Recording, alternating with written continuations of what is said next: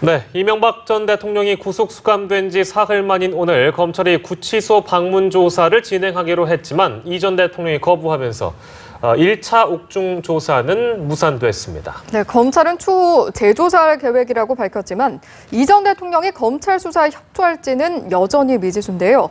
관련 내용 손정혜 변호사와 살펴봅니다. 어서 오십시오. 안녕하세요. 네, 오늘 말씀 나눌 사안들은 조금 기시감이 있는 사안들이 많이 있네요. 그러니까 이 전 대통령 얘기부터 해보면 역시나 옥중 조사를 거부했는데 이것도 박 전 대통령 때와 비교해보면 약간의 정치적 판단이 들어가 있다 이렇게 봐야 될까요? 그렇습니다. 박 전 대통령은 그래도 옥중 조사를 거쳤죠. 수차례나 그 구치소에서 조사에 반하는데 이명박 전 대통령은 검찰 조사도 받지 않겠다. 최초의 조사 이후에는 조사를 받지 않겠다라고 변호인단을 통해서 입장을 밝히고 있고요. 이유로 이제 이야기하고 있는 것은 첫 번째 주변 사람들을 끊임없이 소환하고 있고 그것이 부당하다고 생각된다. 두 번째로는 그 피의 사실을 검찰에서 너무 무분별하게 공개하고 있다. 이런 문제를 제기를 했는데요. 일단 우리가 검찰 조사한테 항상 성실한 검찰 조사를 받겠습니다라고 얘기를 하는데 일단 검찰이 피의자를 조사하는 것은 너무나 당연하고 거쳐야 되는 조사인데 현재 이 옥중 조사까지 거부하고 있어서 검찰이 좀 난감하지 않을까 생각이 듭니다. 현재 그렇게 협조적으로는 보이지 않는데 이런 모습이 앞으로의 재판에는 좀 어떤 식으로 영향을 끼칠 수 있을까요? 그러니까 피의자 신문 조서라는 것은 억울함을 또 진술로서 피의자가 방어할 수 있는 기회이기도 한데 본인이 이야기를 전혀 하지 않는 부분은 본인에게도 유리하지 않을 수도 있다는 점이고요. 특히 사법 절차에 대한 어떤 강력한 불신에 따라서 법원 입장에서 무시라고도 보일 수 있거든요. 특히 원래 피의자는 검찰에 소환 조사 받아서 오지 않으면 체포영장 받아서 조사를 하면 되는 겁니다.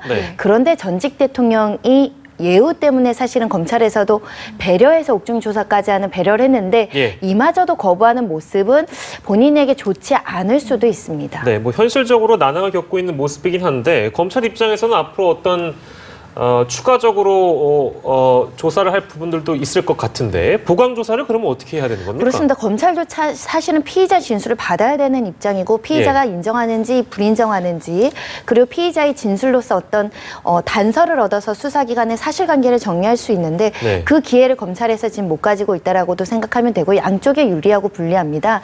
그러니까 이제 검찰에서 할 수 있는 카드는 뭐냐면 이 피의자 신문을 못했을 땐 그 주변적인 정황 증거를 더 찾아내야 되거든요. 그러게 되면 주변인들 조사를 더 꼼꼼하게 할 필요성이 있고 특히 거기에는 가족들 조사는 또 불가피한 상황으로 보이고요. 그래서 지금 측근, 가족들 그리고 혹시라도 있을 여러 가지 이제 추가 범죄에 대한 뭐 압수수색이라든지 이런 부분들을 고려하고 있을 거라고 생각합니다.